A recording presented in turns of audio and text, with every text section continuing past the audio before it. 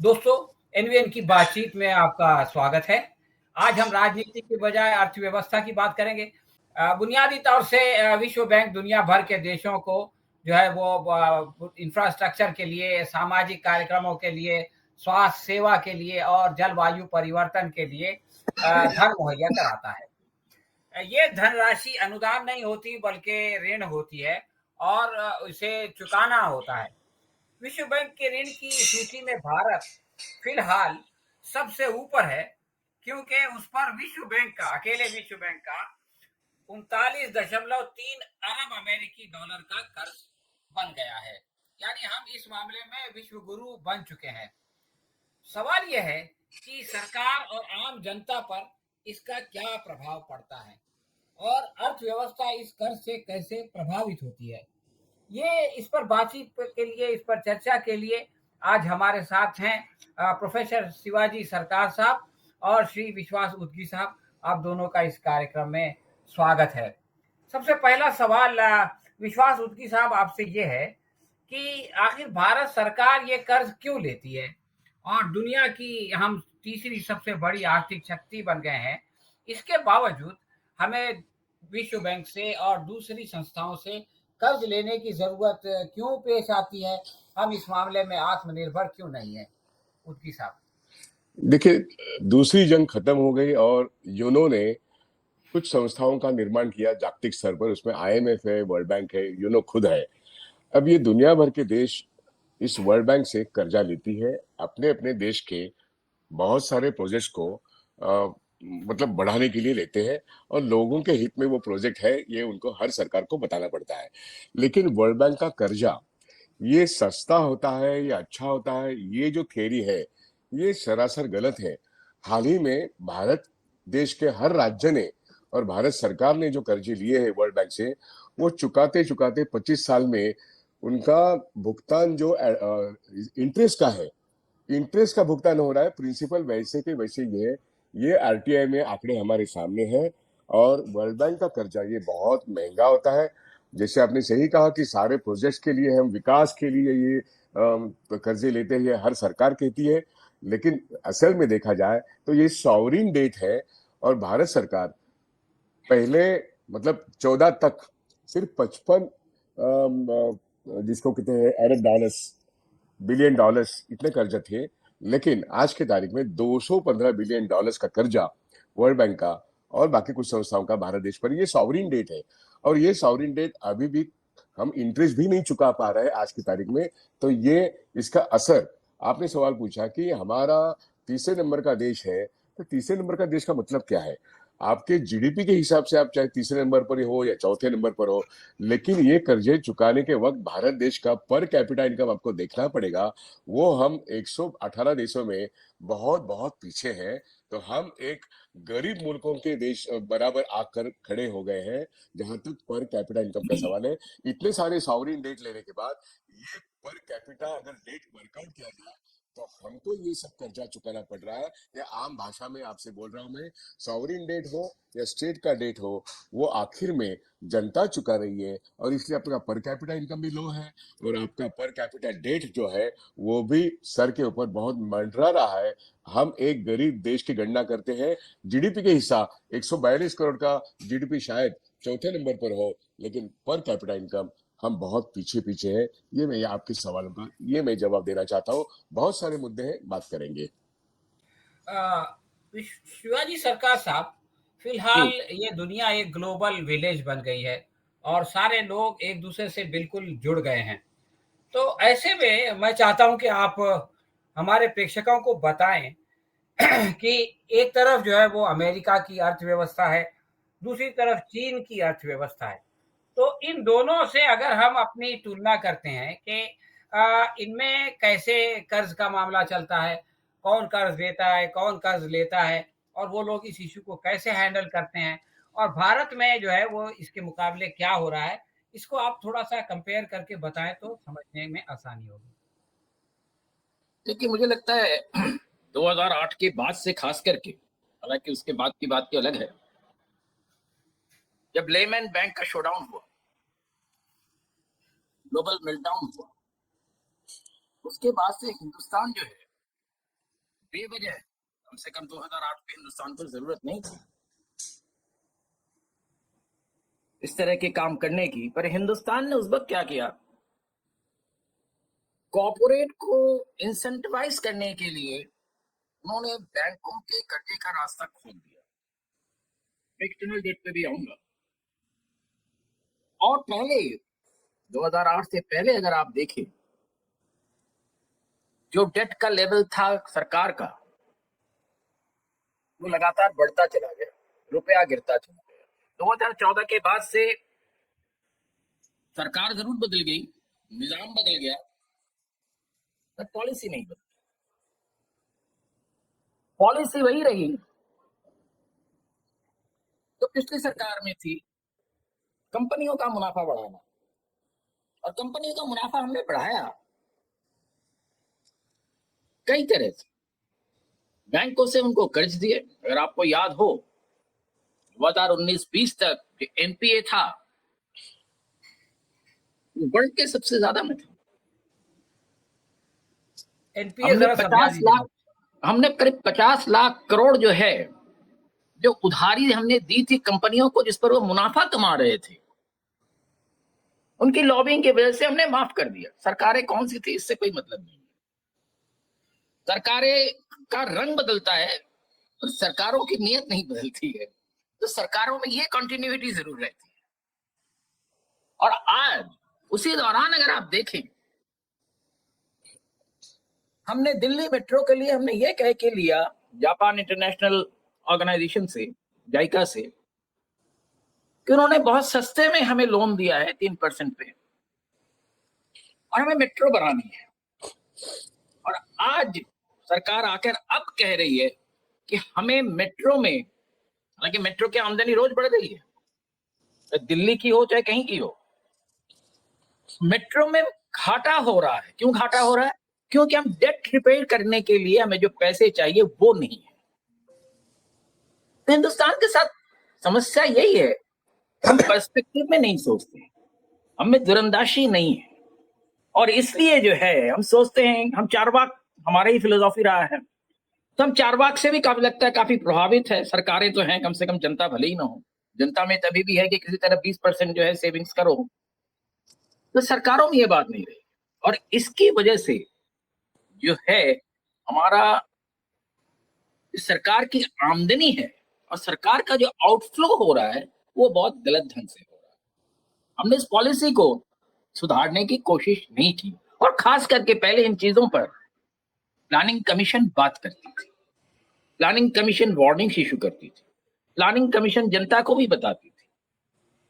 अब planning commission नहीं है, कोई जनता को बताने वाला नहीं है। कई ऐसी चीजें जिसको कि प्लानिंग कमीशन पहले अनाउंस करता था, अब वो भी मंत्री या बड़े मंत्री ये सारे लोग अनाउंस करते हैं। ये भी एक, मैं समझता हूं कि चुनावी डिसबिहेवियर है, if it is not a corruption. क्यों? क्योंकि हमें जनता को बताने हम इतना खर्च कर रहे हैं। हर बार हम दिखाते हैं, हर राज्य में जाके हम बताते इतने हजार करोड़ हम दे, इतना खर्च कर रहे हैं। सवाल ये है वो खर्च कहां जा रहा है? जितने डेवलपमेंट प्रोजेक्ट्स हमने किए और हम देख रहे हैं कि पहाड़ें आज किस तरह से बहती हुई चली जा रही है, पेड़ कैसे कटते जा रहे हैं, पहाड़ जब सड़क बहती जाती है तो हमें दिखता है। और इन सारी चीजों का जो रिलेशन है वो सारा उधारी से ही है। हम तमाम उधारी लेते जा रहे हैं। हिंदुस्तान का अपना जो डोमेस्टिक उधारी है 194 लाख करोड़ है। और आज जो है इंटरनेशनल एजेंसीज हमें या तो BBB माइनस की रेटिंग में रखते हैं या BBB 3 की रेटिंग में रखते हैं। और खबर ये लगती है कि फिच हो या कोई भी हो, उन्होंने स्टेबल रखा है हमको उनके असेसमेंट में। ये अपने आप में गलत है, स्टेबल रखना। उन्होंने स्टेबल नहीं रखा है, उन्होंने साफ साफ कहा हुआ है कि आपकी जो फिस्कल डेफिसिट है, आपकी जो उधारी है वो लगातार बढ़ रही है। विदेशी जो आपकी लायबिलिटीज है लगभग $700 बिलियन की है इस छोटे से मुल्क का। और जनता जो है, देखिए डेवलपमेंट के पैसा क्यों खर्च किया जाता है कि जनता को नौकरी मिलेगी, जनता को भलाई होगी। तो जनता की भलाई नहीं हो रही है। सिर्फ यही नहीं, दूसरी चीज एक और हो रही है जो अभी रिजर्व बैंक की रिपोर्ट में आया हुआ है। इस महीने में भी जो है हमारा एफडीआई कम हुआ है, मई में भी भयंकर रूप से कम हुआ था। और उसकी वजह यह है कि हमने जो मेक इन इंडिया की कहते हुए, मेक इन इंडिया ही स्वदेशी है, कोई विदेशी आके यहाँ बनाए वो स्वदेशी है। पर तब जिन लोगों ने कहा कि इसके रिपेट्रिएशन का, ये सब फालतू बातें हैं, आप जो है देश के खिलाफ बात कर रहे हैं। पर आज वो रिपेट्रिएशन के जो मुनाफा जो चला जाता है बाहर, उसकी वजह से जो है जितना रिपेट्रिएशन हो रहा है फॉरेन करेंसी में, उतना जो है हमारे पास इन्वेस्टमेंट नहीं आ रहा है, और माइनस में हमारा एफडीआई चला गया। मिस्टर की बात नहीं कर, नेचुरली जब आप इस तरह से पैसे लेंगे और आप उधारी चुका नहीं पाएंगे तो आपके साथ समस्या होगी। और आज हम उसी समस्या में हैं, और इसकी वजह से है दूसरी चीज जो है, अब सड़क बना रहे हैं, किसके लिए बना रहे हैं? जनता के लिए बना रहे हैं ना। सड़क का दाम तो 3 साल में वसूल हो जाता है। हम 35 साल के लिए किसी भी कंपनी को टोल का लीज उसको क्यों देते हैं? यानी 3 साल में जो उधारी चुक जाता है, हम मान लीजिए जनता उसको 35 साल तक चुका रही है, तो आपकी उधारी तो बढ़ेगी। क्योंकि हमारे देश में सबसे बड़ी समस्या ये हो गई है, हमारी नीति जो है सिर्फ चुनाव जीतने की हो गई है, चुनाव पे सच झूठ बोल के वोट लेने की हो गई है। और यही अगर नीति रहेगी, जो पहले नहीं था, अगर आप देखें 2014 तक हमारी डोमेस्टिक जो उधारी थी सिर्फ 54 लाख करोड़ था। हालांकि वो भी 2008 से 2014 के बीच में जो बढ़ा इस वजह से हुआ, नहीं तो उससे पहले 40 लाख करोड़ से भी कम था। और आज 194 लाख करोड़ से डोमेस्टिक हमारी उधारी है, एक्सटर्नल उधारी अलग है। तो हमें देखिए, एक चीज पहले से होती थी सरकारों में, जब ऐसी क्राइसिस होती थी तो सरकार सभी के साथ मिलकर, अपोजिशन पार्टीज, बिजनेसमैन ग्रुप्स, आम आदमी, सबके साथ बैठकर बात करती थी कि हम एक समस्या में है, इसका क्या हल हो। अब हम इन चीजों को नहीं कर रहे हैं। हमें कहीं ना कहीं पूरी पॉलिसी जो फॉर्मुलेशन है उस पर दोबारा बातचीत करनी चाहिए। और 1991 से मनमोहन सिंह की जो पॉलिसी रही है वो भी इसके लिए जिम्मेवार है। हमने पब्लिक सेक्टर को बेच दिया, खत्म कर दिया। अब प्राइवेट सेक्टर जो है वो सरकारी पैसे से अपना मुनाफा बढ़ा रही है। ये एक सबसे बड़ा करप्शन है जिस पर हम कोई रोक नहीं लगा रहे। कितने कंपनियों को फायदा हो रहा है, नहीं हो रहा, मैं उस पर नहीं जा रहा हूं, पर जो भी फायदा उनको हो रहा है जनता के पैसे की वजह से हो रहा है। बैंकों का 2014 से लेके 2021-22 तक बार बार कहा गया है कि रीऑर्गेनाइजेशन नहीं हो रहा है। आपने बैंकों का कबाड़ा कर दिया। भारतीय बैंकों की अब वो स्थिति नहीं है, यहाँ तक कि रिजर्व बैंक को भी जिस तरह से हम जबरदस्ती लाख 2-2 लाख करोड़, 3-3 लाख करोड़ डिविडेंड देने को मजबूर करते हैं, ये सारी चीजें जो है भारत की जनता के हित में नहीं हो रहा है। जी उत्की साहब, मैं आपसे ये जानना चाहता हूँ कि हमारे देश की एक बहुत बड़ी समस्या भ्रष्टाचार है। और अभी डॉक्टर साहब ने 2 मरतबा उसका जिक्र किया, एक तो डायरेक्ट भ्रष्टाचार का, दूसरे इनडायरेक्ट जो पब्लिक सेक्टर को बेचने की वजह से जो भ्रष्टाचार आया है। तो ये जो हमारा इंटरनल डेब्ट है और जो एक्सटर्नल डेब्ट है, तो आपके ख्याल में इसका कितना फ्रैक्शन जन कल्याण के लिए इस्तेमाल हो रहा है और कितना फ्रैक्शन जो है वो भ्रष्टाचार की शक्ल में लोगों की जेब में जा रहा है, और उसको कैसे रोक सकते हैं? भ्रष्टाचार तो हो रहा है, लेकिन कैसे रोक सकते हैं, ये बहुत बड़ा पेचीदा सवाल है। अब इस भ्रष्टाचार का स्वरूप जो है कि आज ट्रेजरी में जो पैसा जाना चाहिए वो ट्रेजरी में तो जाता है, लेकिन ट्रेजरी से साइफर आउट होता है। और ये जो भ्रष्टाचार है वो मनी लॉन्ड्रिंग के रूप में हमें बोल सकते हैं कहाँ पर हो रहा है, कैसे हो रहा है, उसका स्वरूप क्या है। तो ये बहुत माइंड बॉगलिंग ऐसा है। ट्रेजरी में पैसा, फॉर एग्जाम्पल अभी हमारा तेल का पैसा हर साल 28 लाख करोड़ रुपए आता है। मैंने बहुत बार ढूंढने की कोशिश की, इसके ऊपर कैग रिपोर्ट नहीं है। हर साल पिछले 11 साल 28 लाख करोड़ का ये आमदनी है तेल का, वो ऑयल पूल अकाउंट में जाता है, या फिर ओएनजीसी को जाता है या हर कंपनी के अकाउंट में जाता है, पता नहीं चलता। There is no CAG report. इसी तरीके से अभी जो रोड बनाना हो, इंफ्रास्ट्रक्चर पे हो, ये जो बजट में सैंक्शन अमाउंट है, इस सैंक्शन अमाउंट वहां पे खर्चा तो किया जाता है, लेकिन अंतिमतः वो प्राइवेट कारपोरेट जो है, इनके पास, इनके ऊपर वो खर्चा होता है। फिर ये एक तरीके का एक करप्शन है। तो सरकार के ट्रेजरी का पैसा जो बजट टैक्स पेयर्स के पैसे से बनता है, वो प्राइवेट सेक्टर के इंफ्रास्ट्रक्चर प्रोजेक्ट पे खर्चा हो रहा है। जैसे फॉर एग्जांपल वाडवण एक पोर्ट है, इसमें 2 साल पहले 75,000 करोड़ का एक बजट आउटले हुआ। वो पूरा का पूरा पैसा अडानी की मालिकी का वाडवण पोर्ट बन रहा है और वाडवण का पूरा डेवलपमेंट वो हो रहा है। अभी ये टैक्स पेयर का पैसा है। अब ये आउटराइट एक कारपोरेट पर खर्चा हो रहा है। इसी प्रकार से मेट्रो में होने वाला खर्चा या फिर रेलवे पर होने वाला खर्चा, जो अदानी के हाथ में रेलवे गया है, लेकिन रेलवे प्रोजेक्ट पर अभी भी खर्चा बजट में से हो रहा है, जो अदानी के ही फायदे से हो रहा है। इस तरीके से ये भ्रष्टाचार का एक नया रूप है। पब्लिक एसेट्स को ट्रांसफर कराना प्राइवेट कारपोरेट के पास, ये सबसे बड़ा भ्रष्टाचार पिछले 19 के बाद हम देखते हैं। और ये एसेट मोनेटाइजेशन पाइपलाइन नाम की जो संकल्पना 2 साल पहले बजट में आई है, एसेट मोनेटाइजेशन पाइपलाइन, आप मुझे बताइए, लैंड लैंड एक्विजिशन एक्ट हो या अर्बन लैंड सीलिंग एक्ट हो, लैंड बेच ही नहीं सकते, सरकार लैंड को बेच नहीं सकते, लेकिन यहाँ पर मोनेटाइजेशन की बात चल रही है।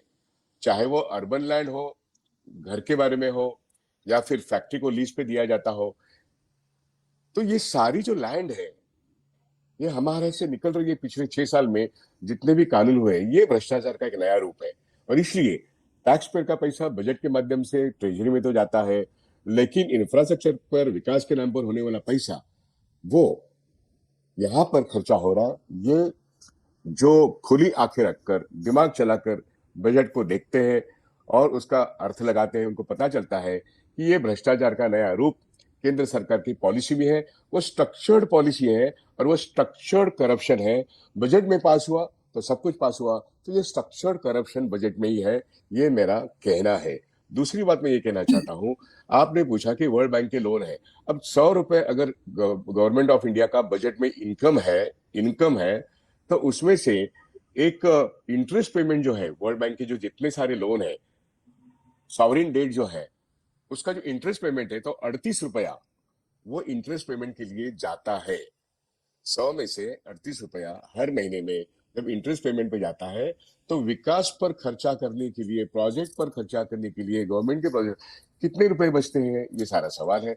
उसमें से ये जो भ्रष्टाचार का मामला है, जो मैंने आपको बताया कि जो स्ट्रक्चर्ड करप्शन, उसके रूट्स बना दिए गए हैं, इसके ऊपर कोई अगर कैग ही नहीं आता है, तो सरकार में जमा होने वाला पैसा कुछ कारपोरेट्स पे खर्चा होता है और उसके माध्यम एलआईसी है, उसके माध्यम बैंक्स है, उसके माध्यम वित्तीय संस्थाएं हैं, जो सरकार अभी भी कंट्रोल करती है। और जो कंट्रोल नहीं करती है, ये सारा अब बहुत बड़े मनी लॉन्ड्रिंग गेम में है, जिसका फायदा बहुत चंद कारपोरेट बिल्डर उठाते हैं। वो रोड के लिए उठाते हैं, वो पोर्ट के लिए उठाते हैं, वो सिविल एविएशन के लिए उठाते हैं, वो रेलवेज के लिए उठाते हैं, वो सारा कुछ इंफ्रास्ट्रक्चर है उसके लिए उठाते हैं। ये करप्शन का एक स्ट्रक्चर्ड फॉर्मूला पिछले 10 सालों में बना है और उसका इम्प्लीमेंटेशन एसेट मोनेटाइजेशन पाइपलाइन के जरिए पिछले 5 साल में बहुत तेजी से बन रहा है। और इसमें जनता का हस्तक्षेप नहीं है, कोई भी पीपल्स मूवमेंट नहीं है सवाल पूछने वाला, इसलिए इसका स्वरूप बहुत बड़ा है। और एक तरफ मैं कह रहा हूं कि वर्ल्ड बैंक के कर्जे चुकाने के लिए इंटरेस्ट पेमेंट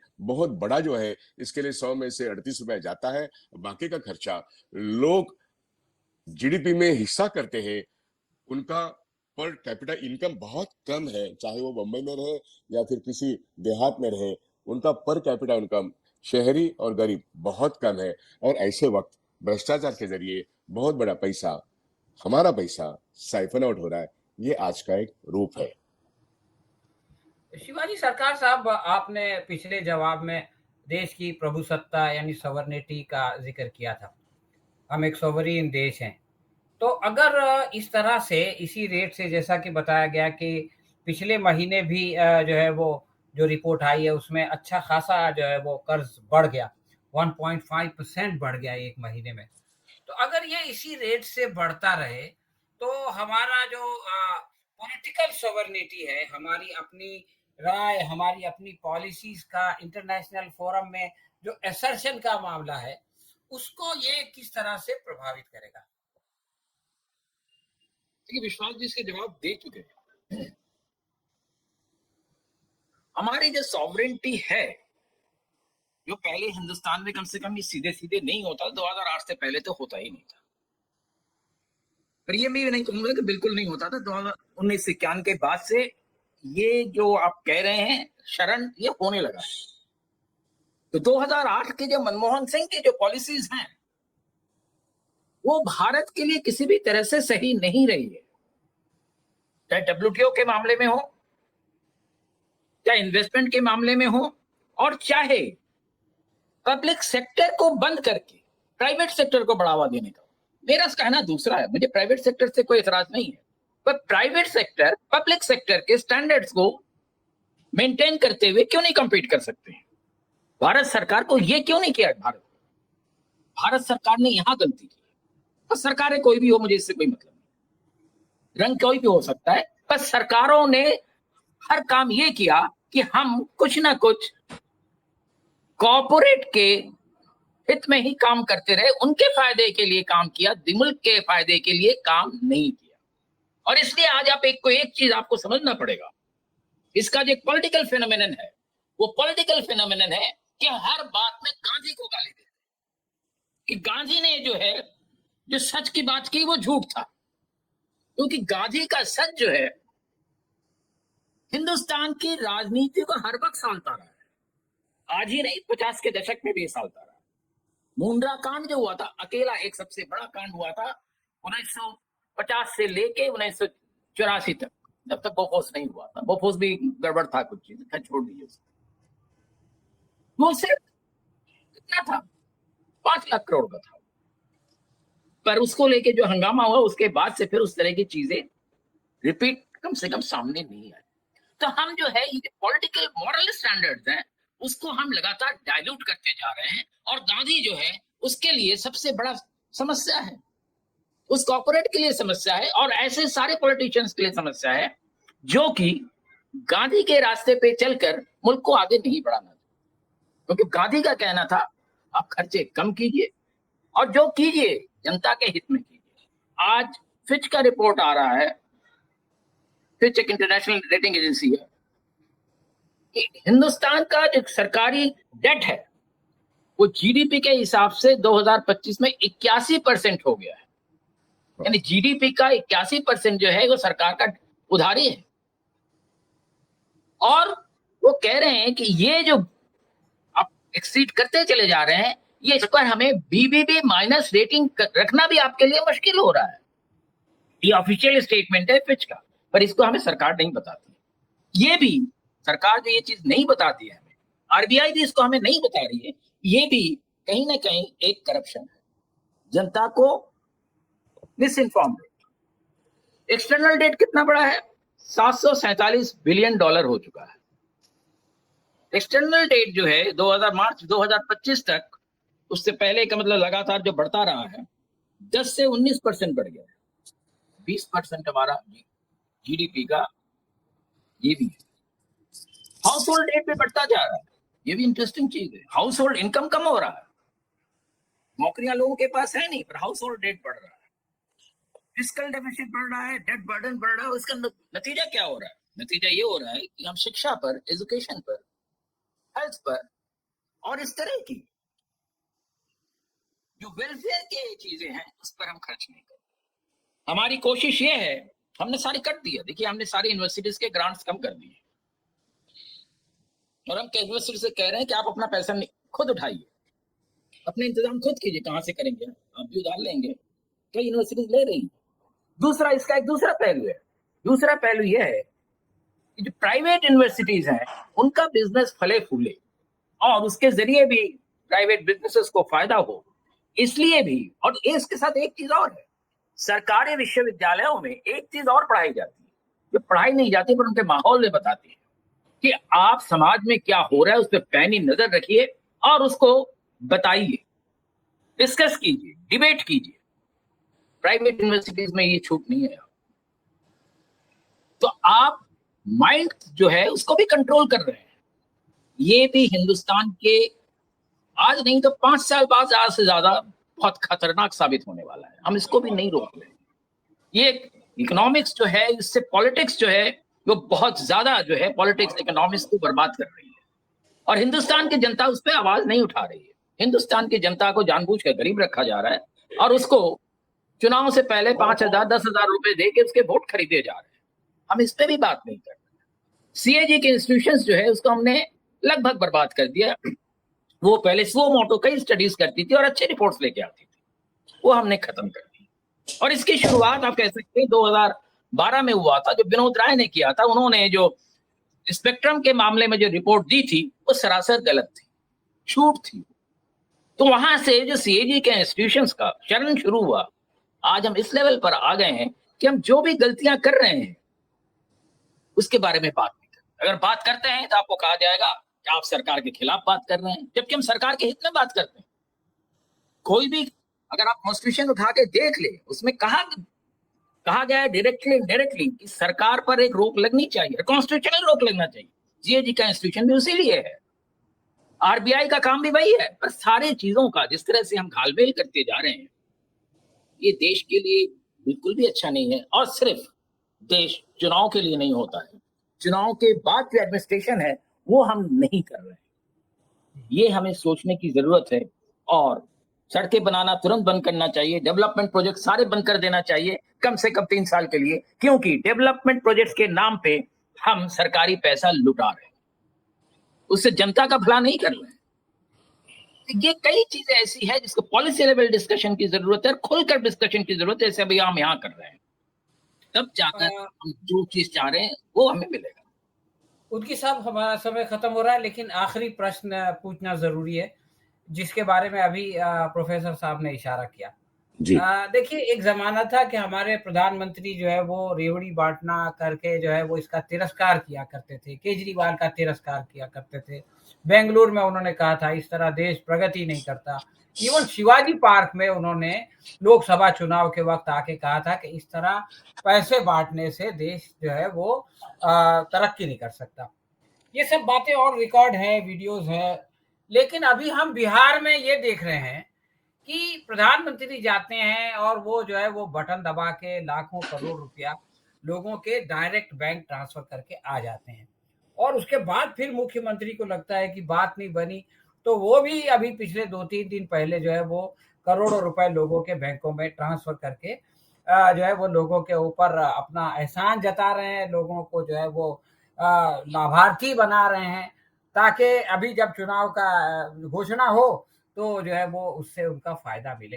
तो ये जो प्रोसेस शुरू हो गया है कि जो लोग इसको देश की अर्थव्यवस्था के लिए, देश की प्रगति के लिए नुकसानदेह समझते थे, आज वो उसको इस्तेमाल करने लगे हैं।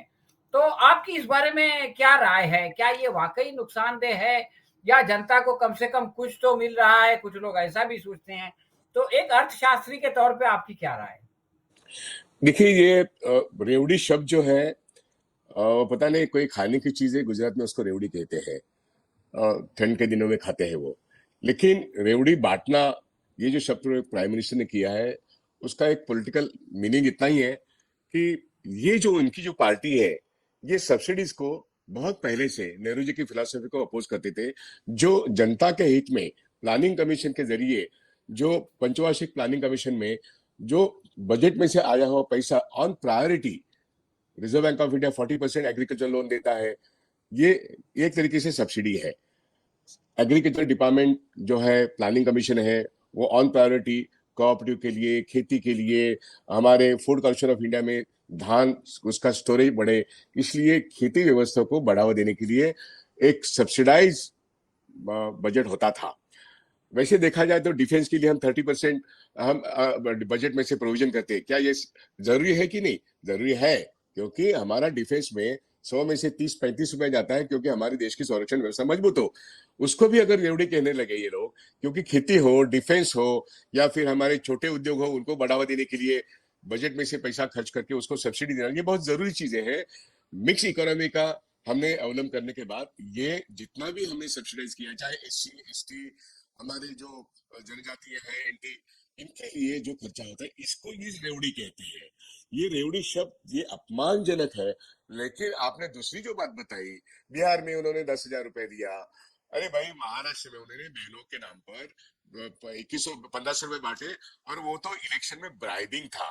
मैं तो आगे जाके कह रहा हूँ, प्राइम मिनिस्टर किसान योजना में 6,000 रुपए हमें दे रहा हूँ।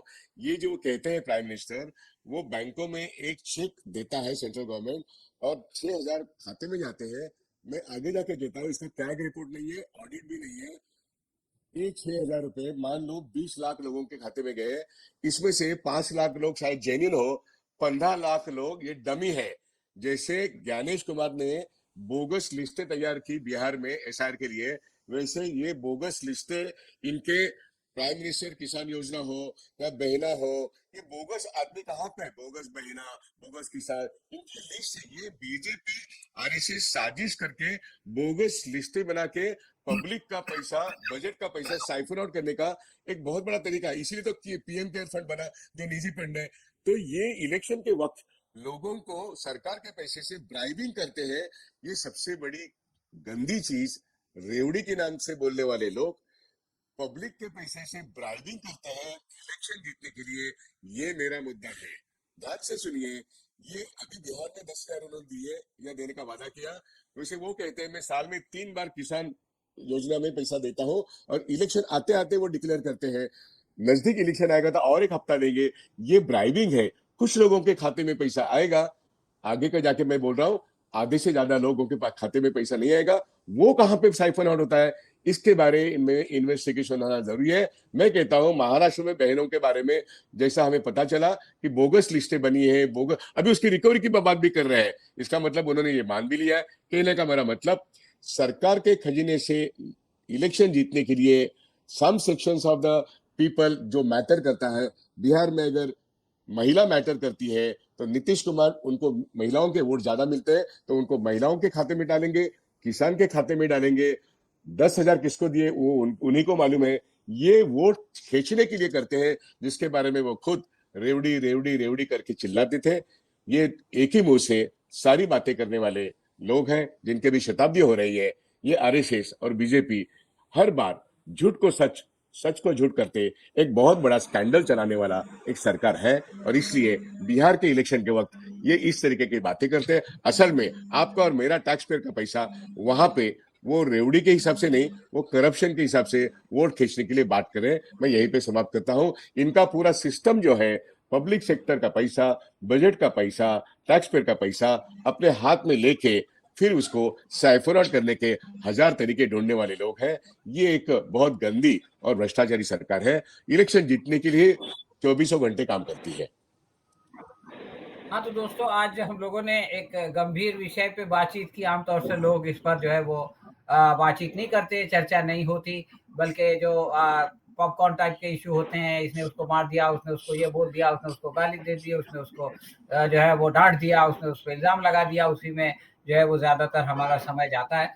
लेकिन ये कि ये देश के लिए और देश की प्रभुसत्ता के लिए, लोक कल्याण के लिए और यहाँ के लोगों के भविष्य के लिए ये जो है बहुत ही महत्वपूर्ण बातें हैं, जिन पर के चर्चा होनी चाहिए और लोगों की राय बननी चाहिए। हम अपने दोनों मेहमानों का बहुत-बहुत शुक्रिया अदा करते हैं कि उन्होंने समय निकाला और इस पर जो है वो हमारा मार्गदर्शन किया।